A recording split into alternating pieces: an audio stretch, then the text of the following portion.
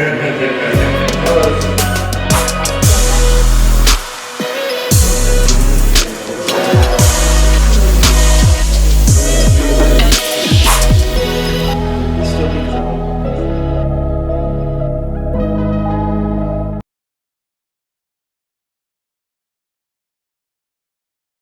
artist has come into the studio. For real, you didn't feel a connection with any of the artistic ideas, but the artist is willing to pay for studio time and your engineering services.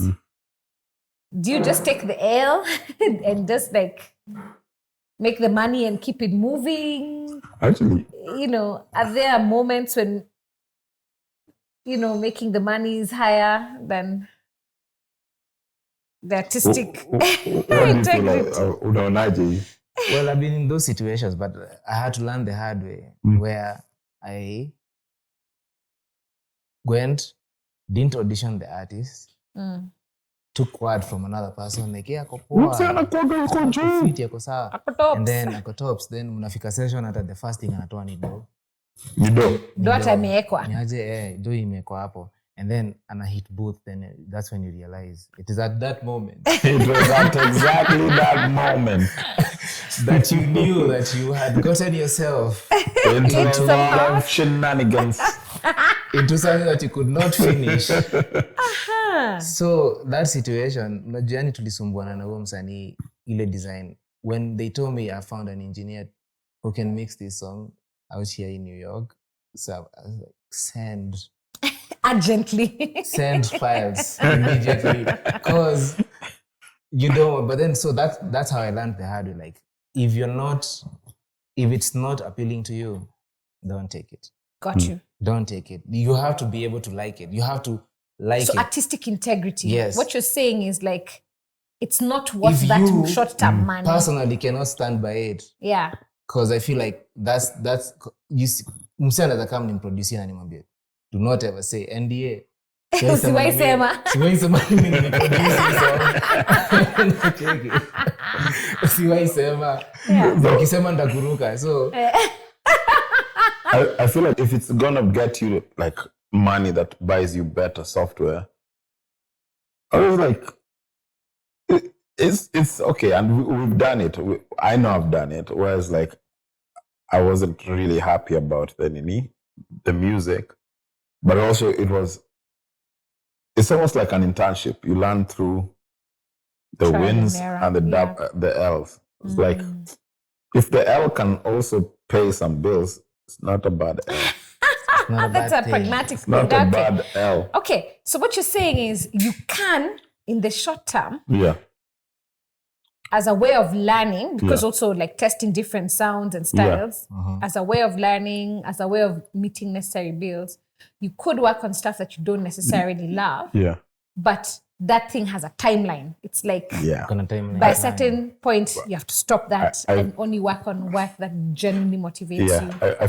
I think that's it. It's like chukua kila kitu up until the day you can afford to be like, I can work on this, I don't want to work on this. Because otherwise, there's a lot of people who, you need that to start. Okay. Na kumake my network. Exactly. Okay, so mini producer, artist akona jina kubwa, has come to the studio, however they found me.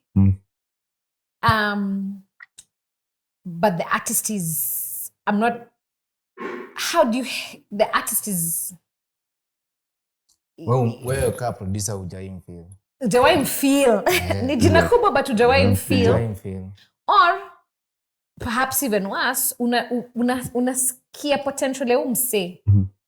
But at a certain artist at a certain level, they feel like now this is what I do. This is my sound. This is what I do. How can you guide such an artist into new territory? That one might feel a bit trickier. Yeah, I've been. Have you been in this situation? In this situation where it's like, and I don't even think this was on like when I was starting out, just a band days, and I had an idea, and I thought that it's someone who'd come before, and I was just like, I feel like this idea would be really cool. And then when I played it for them, they're like, my fans won't understand. I'm like, the reason why I'm your fan was when you're coming up, you're taking so much risk. And then you reach a point where you're like, my fans won't understand this. But a lot of stuff that you're doing before, you trusted that you were in the pocket at that moment.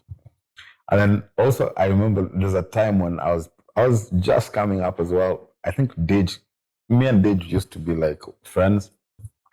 We still are. And then I was at my mom's house. And then one day he came with Waire. I was just like, holy crap, I can't play this guy anything, because I was not feeling like I had anything to offer him. So I just shrank, And now sometimes I look back at that moment, and there's also a confidence that you have to work on as a producer. Not be cocky, but just like a belief in your own self.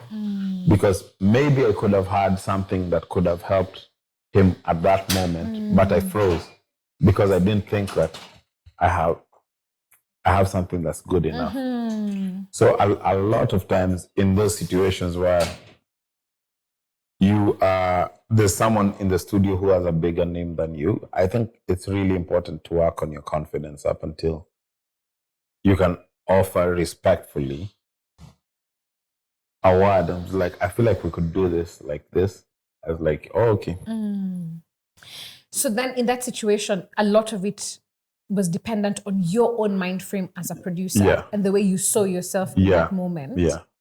And your ability to bring this person who you admire to seeing something that they probably haven't seen about themselves before. Because technically, what we're all trying to do as producers, as artists, as singers, is to add a new perspective in an already crowded. Everyone's like trying to be number one. Everyone's trying to cut across. So what we're trying to do is make sure that whatever idea you're coming with as an artist cuts across, so that this message can be heard by as many people or as many as its intended audience is supposed to be. So if this message is perfect for 100 people, I need to be able to package that message to the very best of my ability, so that these people whose this message is for can get it clearly. Gotcha. If this message is meant for 1 million people or 1 billion people, the packaging should be to the best of your ability, so that this 1 billion people can get it. Because not every song is for everyone. Yeah. And so, like, what we're trying to do is make sure that the idea is executed. And this is now one thing I've added to my nini. Is like, I'm not an engineer. I have engineering concepts, but I'll leave that for the sound engineer to do that when they're cleaning the song. And a lot of times Dillie will record my vocals because he's really good at that. What I'm very good at is nowadays I want the idea, whatever idea is in my head, and whatever it is that you're gonna listen to when you hear the song, I want there to be no loss in terms of that process. Like during the engineering, I want it enhanced. As a songwriter, I want to enhance. As we're making the beat, I want it like fully what it's supposed to be. So I don't want it to be like, make a beat, then I hear in the engineering process, some things were taken out. I want it to be, if we're baking this cake, it's going to be the best cake we're possibly going to make. So that's my approach nowadays. And I feel like it's taken me a long time to learn, but now I'm really getting happy with the results I'm getting, because I wouldn't have come to this point if I also didn't look back at what I've done and be like, I won in this field, this side, haikutokea vile nilikuwa nataka. So I want to make sure that I reduce the problem areas and make sure that the idea is as solid as it possibly can. Got you. Hey, okay. Dope. Msikilizaji. Dillie, ebu. Jay-Z ameingia kwa studio. Ehe. Sasa hapo After umesha faint. tanisha faint nimeamka. Ehe. And they were like, sir, there's some ideas that I have, but for me it will be, how can I show you a different idea that you could fit in without you losing your element?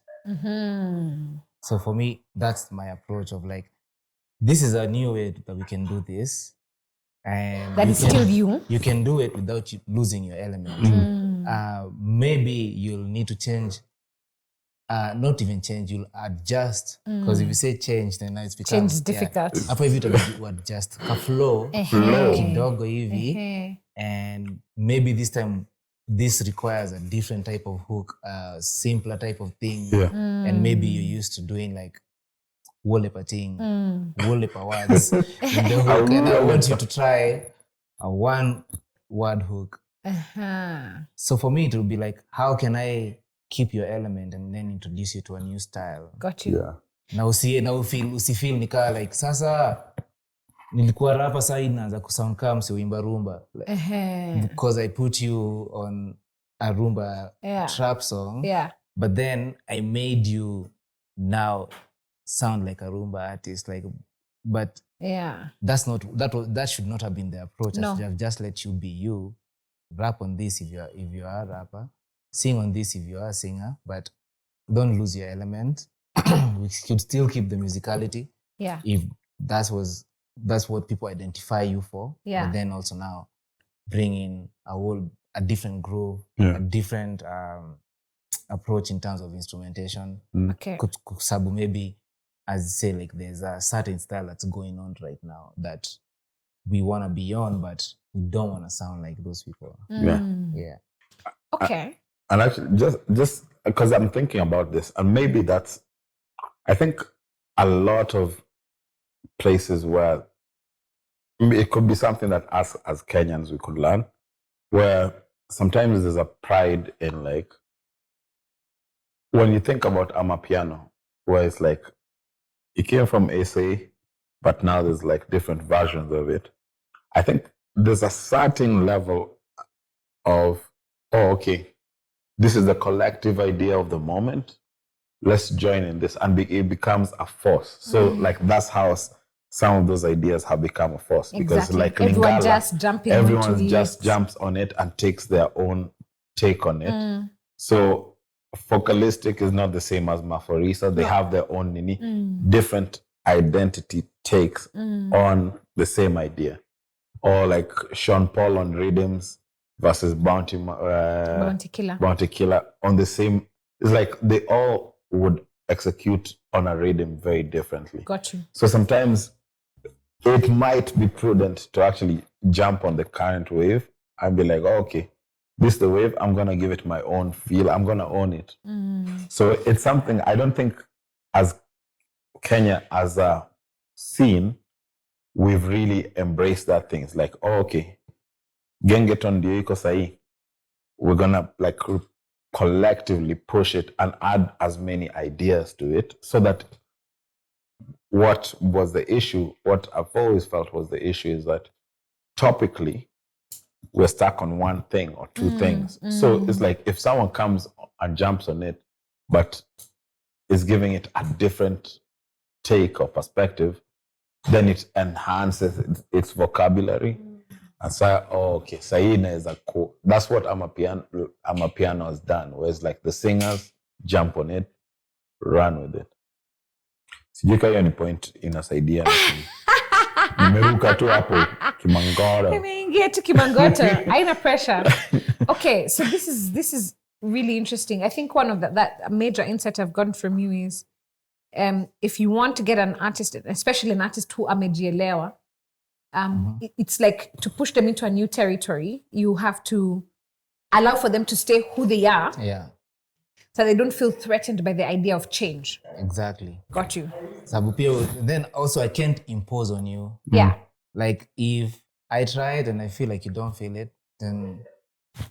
But in both situations, what I'm really hearing is there has to be a high trust in the studio. That's also one thing, because I feel like when people reach out sometimes and I've gone to Blinky specifically because there's something that I want him to do for me. So I should be able to trust that he knows what he's doing, because that's the first reason that I looked for him, because I saw work that he's done out there, and I want a bit of that kind of style, or I want that kind of vibe. So if I go and Blinky is trying to push me to a whole, like, adjust kidogo twende hivi, then I should be able to trust that he can do it, because that's one of the reasons that I looked for him. I trust him as a producer. Okay. Yeah. But then there's also this idea where we get very stuck as artists, and maybe you can also comment on this, Blinky, because in fact you are an artist. In fact you are an artist. I identify more as an artist first. Indeed, I think so too. Yeah. I'm just fortunate enough to also make the music, but it was more out of necessity. Like, because you need to make music for yourself. Yeah, there's no one who I could go to and be like, yo, I want you. So another very deep stroke real question I want to ask as an artist. You know that, you're always pursuing the execution of your ideas, the implementation of your ideas. Now, when you sit in the producer seat, if we are agreed that what you're doing there is to help the artist to be the best version of themselves, how do you really not over-center yourself in the story, right?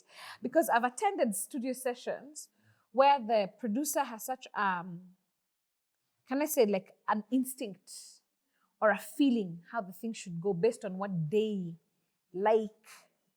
And they make very little space for me, who is the artist, who also has an instinct about what I like. So even when the song is finished, it's like, cool, but like we're never working together again because you over-centered yourself. I don't know if you have anything to say to this. Yeah, I think one of the, I don't know where I was reading this, but a producer is supposed to be a lot of things. It's like,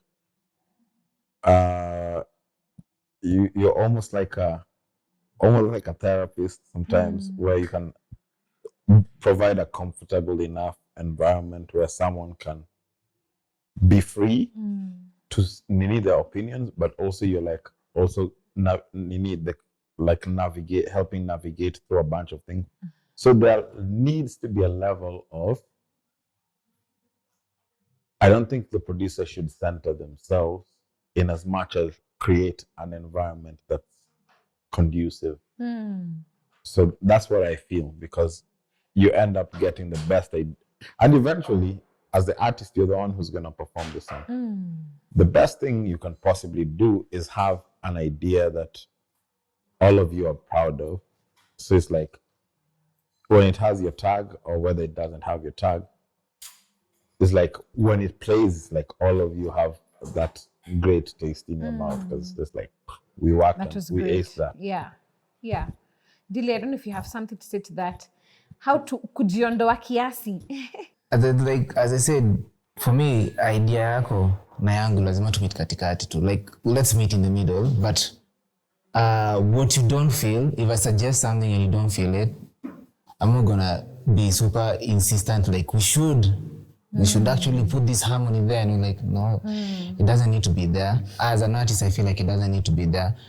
Then we can agree to disagree. Okay. But haitawahi kuwa ile point. Because I know what you're saying. Like, you could come and ulikuwa taka kudu hip hop na mimi nimekuja hapo nimeimpose Lingala. Kuambia leo ndio tunafanya. Hii ndio the thing. I think the thing na feeling na fit na sound yako. So what I do is that we meet in the middle. My last question, which is also one of the most important questions. So I like making beats. I want to pursue a career in creating music, in helping artists become their best versions, in putting out music. Pesa yangu iko wapi kama producer? Where is my money? Where is my money? I think one of the first things that, or the best things that you could do is just register with the, what's it called? Collection agencies. Yeah. Just so, because everything that you make, you could be lucky one day that it gets picked for something or the other. And you need your papers to be in check so that the money can flow to whoever it is that you need in the right way, in the right percentages, in the right format. Correct. There's so many other ways to make money as a producer. Wait, so the first place what you're saying is I've made money as a composer on this as a composer on this track. Because you're a composer. If you're a producer, if you're producing, you're a composer. Yeah. Got you. And so you have a percentage of the track that belongs to the composer. Yes. Who is the music producer, and then the composer who was the songwriter. Yeah. Yeah, and melody. Okay, yeah. Got you. So I'm with the right collecting agency so that I can get my royalties. Exactly. And this doesn't matter whether I've been paid for the session or not. Yeah. Got you. Right. That's one of the first things I feel like every producer should do. So you're just ready for when that thing takes off, whatever if it ever takes off. Got you. If you're a beat maker, people do sell beats. Got you. Doesn't actually mean that you sold your rights to earn royalties. It's just for my time. So even when we are charged for studio time, it's the same as, say, buying the beat. So buying your studio time does not buy out your rights, the rights of the song. Yes, because someone will come be like, so how much do you charge for studio time and how much do you charge for a beat? And then maybe I could be like, we encompass all those things into one fee. For this is for the beat and this is for the studio time that we're gonna use to record your vocals, kind of thing, situation. You just have to be open about it. And kama msanii anasema haezi lipa, there are other ways to settle this. There are other ways to settle this? Yes, you go on the record then. But, I mean, you already have certain percentage points guaranteed to you on the record anyway. Does that mean now you just get more percentage points on the record? Yes, you get, but because whoever invests money on the audio is the executive producer. Yeah. And they are entitled to, what do you call them, these rights, publishing. Yes. Ndio watakuwa entitled. Yeah. So if you did not, because that's how sometimes I do it, if you can't afford a song, we could go 50-50 on all, depending on how much effort you're gonna put in as an artist. Because you see, I might produce for you without charging you a coin, but you end up using a lot of money to get this music out there, videos, promos, and everything, but it works. So also, you negotiate for what you feel is fair. Because siwezi kama mtana nitisha 50% and all I did is give you like the audio. Okay. Yeah. All right. So that's another way you could decide to co-own publishing at a certain percentage with an artist. Yeah. At any rate, you already own some of the publishing because you retained your right to the work, right? Because you didn't sell your royalty rights. So you earn as a composer ad infinitum. You could earn from studio time. How else do producers earn? Could you? So I need to do performance tracks. Could you optimize for me performance tracks? Is that a way to earn some income? Because there's times when you go to a gig and the artist track is really thin and lousy, and you know that it's because they just took the instrumental, like they never took time to actually re-engineer for live, like to think about like what you need to optimize on this track when you're performing. Could that be a way to earn money as a producer? It is, because there are people who will come to you for that as an engineer, because that is more of like engineering. That's your engineering hat. Yes, that's your engineering hat. Okay. Then there are things like jingles. Yes. Where company has come or an agency has come, we need a jingle to sell a certain product. So hapo unapiga negotiation, like this is how much I'm gonna charge you focus. This is larger than, this is not just an artist going to sing a song. This is you selling your product. So in that kind of situation, you have an edge to earn more money than, quite a lot more than you would charge for a beat. Got you. Yeah. To an artist. Yeah. Ah, interesting. So that's jingles. So that's radio adverts as an editor. That's scoring music for documentary, scoring music for film. Okay, so this is work for hire. So somebody comes and says, you have this skill set called production. I want some music that goes with this movie. Make for me this music. Got you. And even like sometimes if you work with a big label, they have a budget for production. So if you produce something, there's a fee that you're gonna be paid. So not everyone is gonna be able to do that, but if you're fortunate enough to work with a big artist, it's like, so maybe the trick is to just keep consistently working up until you're at that point. As I think also it's a good point to think about, because sometimes you would think too local when there's a whole world out there of, like, Kenya is such a dot, and a lot of times when you're talking about maybe the kinds of people we're talking about, we're all talking about Nairobi. As like there's a whole world out here that you can sell your beats to. So I think the thing is to never just stop hustling. And also in the future, there's going to be so many other ways of making money. Now you're making, the way you're saying for jingles, it's now making music for games, for example. True. Yeah. Right. Got you. So you can earn either from the actual artistic work that you produce or from the skill set of production. Exactly. Yes. Got you. So that's the way to think about building sort of a producer's career, so that you're not overly dependent on artists walking through the door or on corporate clients walking through the door. It's very difficult to depend on either one of those two. Correct. So you just have to keep thinking of what other ways can I get the music out, because eventually music has money, but you just have to. You have to just figure out the right space. The right spaces for you. I don't think it's a one size fits all. Correct. It's like, got you. Kunasi wanna specialize, the specialization in things like, if like the engineers were just known to be like, this guy deals very well with audio for TV that's going live and things like that. So you could specialize in a thing that no one else is doing, but there are just few of you who do it. Because sometimes you feel like you want to fit in everywhere. There are things I'll simply not try and do. If someone comes, it's not my skill set. So if someone comes and tells me they want me to do that and I can't, I'll refer them to the person who can do it. Yeah.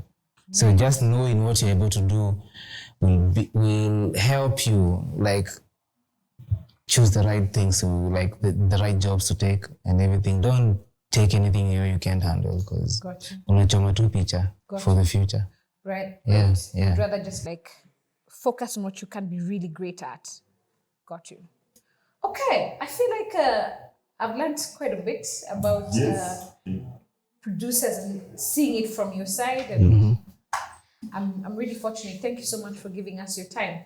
Karibu sana msikilizaji. That was Blinky Bill and Dillie, just some perspectives on production. Really, really happy with what I've learned today. I hope you found something useful for yourself. Catch us on another episode of perFORM Music Incubator Podcast. Peace.